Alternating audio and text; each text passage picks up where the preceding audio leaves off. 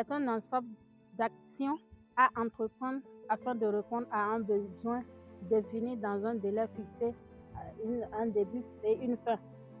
Il mobilise des ressources humaines et matérielles durant sa réalisation. Il possède également un coût, donc fait l'objet d'une budgétisation de moyens.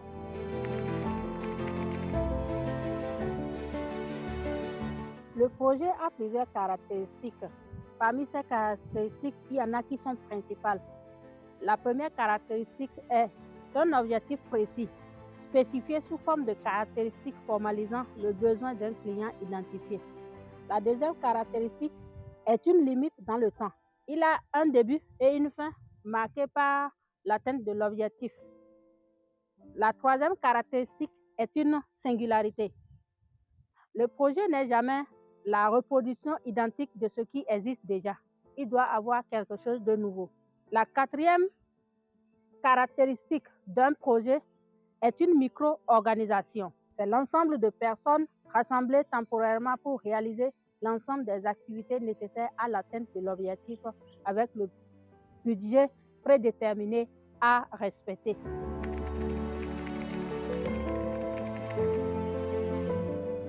Et pour atteindre les objectifs fixés lors d'un projet, nous avons besoin d'une planification, d'où la planification stratégique et organisationnelle du projet, qui comprend plusieurs composantes. La planification stratégique, la planification organisationnelle, la planification opérationnelle, la définition du contenu technique du projet, c'est-à-dire la gestion de son contenu du plan que nous avons établi, et la définition de la stratégie d'implantation du changement dans l'organisation.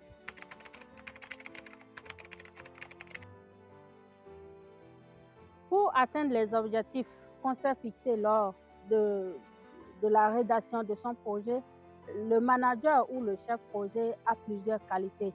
Retenons ici 5 qualités majeures d'un manager de projet. Première qualité, il doit avoir un leadership certain, c'est-à-dire le manager doit être capable de gérer son équipe de la manière la plus simple et la plus douce pour l'atteinte des résultats. Il doit donner l'envie de travailler à tous ses collaborateurs et toute son équipe, car c'est lui qui influence son équipe et le résultat qu'on attend de ce projet.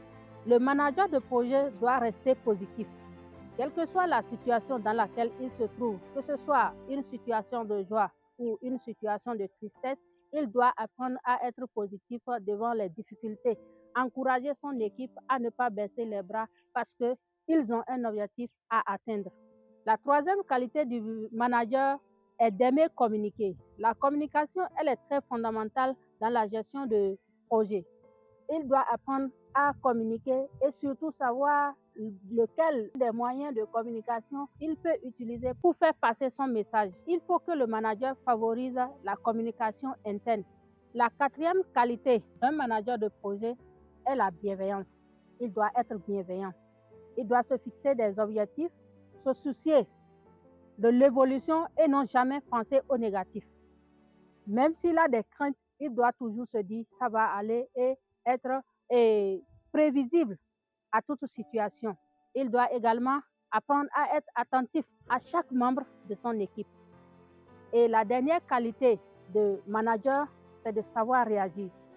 Le manager doit pouvoir répondre aux besoins de son équipe et aux besoins de ses supérieurs hiérarchiques. Le projet a besoin de financement et la demande de financement suscite de s'approcher de ces fournisseurs-là et qui sont de multiformes et qui ont des caractéristiques diverses. Nous parlons ainsi du cycle de la communauté. Le cycle de la communauté dépend de celui qui vous donne les fonds pour réaliser votre projet. Cela varie en fonction de celui qui vous donne l'argent. Le cycle de la communauté européenne, par exemple, le cycle de la Banque mondiale, et chacun d'eux a une spécificité auquel les chefs projets ou ceux-là qui demandent le financement doivent respecter, qui n'est pas forcément celui d'une autre communauté. Donc, à chaque communauté, c'est réalité auxquelles le chef projet ou le manager doit répondre pour avoir le financement.